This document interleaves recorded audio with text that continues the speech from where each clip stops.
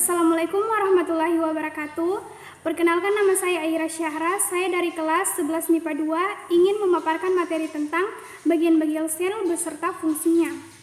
Seperti yang kita lihat dari kedua gambar di sini, sel tumbuhan dan sel hewan, mereka memiliki masing-masing banyak sekali bagian-bagiannya. Kita beralih ke sel pertama, yaitu sel hewan.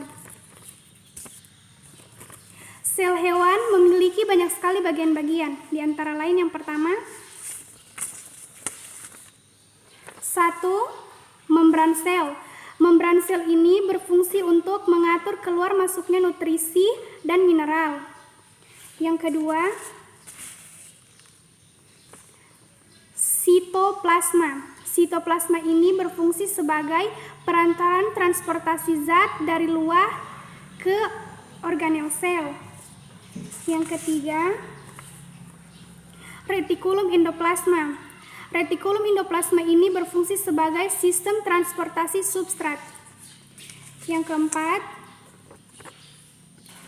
mitokondria. Mitokondria ini berfungsi sebagai respirasi seluler. Yang kelima,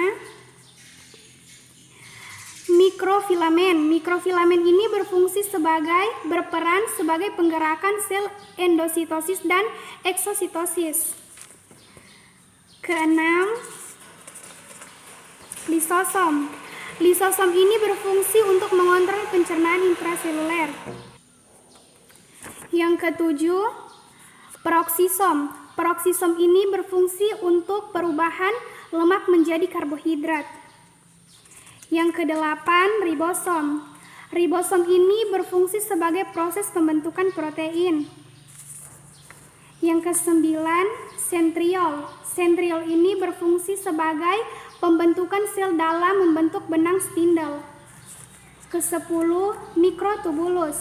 Mikrotubulus ini berfungsi untuk melindungi sel. Yang kesebelas, badan Golgi. Badan Golgi ini berfungsi sebagai ekskresi seperti ginjal. 12, nukleus. Nukleus ini berfungsi sebagai tempat terjadinya replikasi. 13, nukleolus. Nukleolus ini bertanggung jawab dalam pembentukan protein. 14, nukleoplasma. Nukleoplasma ini berfungsi untuk membawa informasi genetika. Ke-15 atau yang terakhir, membran inti. Membran inti ini berfungsi untuk melindungi inti sel. Kita beralih ke sel tumbuhan. Seperti sel hewan, sel tumbuhan juga memiliki banyak sekali bagian-bagian tertentu dari dalam tubuhnya. Yang pertama, nukleus atau inti sel. Nukleus ini berfungsi untuk mengkoordinasi proses metabolisme dari dalam tubuh. Yang kedua, plastida atau kloropas. Plastida atau kloropas ini berfungsi untuk membawa pigmen.